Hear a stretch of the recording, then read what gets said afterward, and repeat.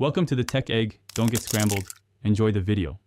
In this video, I will explain how to play Counter-Strike 2 with bots. First, launch the game and navigate to the Play menu. From there, select the Practice with Bots option to start a local game. You can then choose your desired game mode, such as competitive or deathmatch, and pick any map.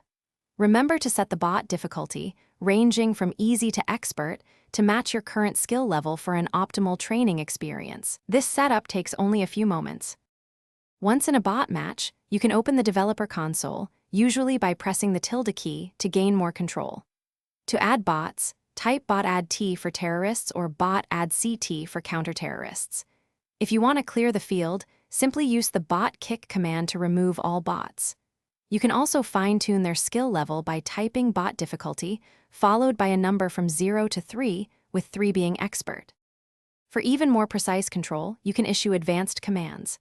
Typing bot stop 1 will freeze all bots in place, perfect for practicing grenade lineups or movement. Use bot place to spawn a bot exactly where your crosshair is pointing, ideal for target practice.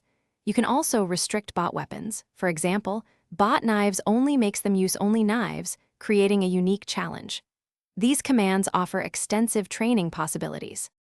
Playing with bots offers numerous benefits for improving your game. It is an excellent way to refine your aim and reaction time in a low-pressure environment. You can also develop crucial strategic thinking, learning map layouts and optimal positioning without the intensity of live matches. Experiment with various weapons and utility, like smoke grenades, to understand their effectiveness. This practice builds confidence and sharpens your skills for competitive play. Thanks for watching. Consider subscribing if I helped unscramble your problems.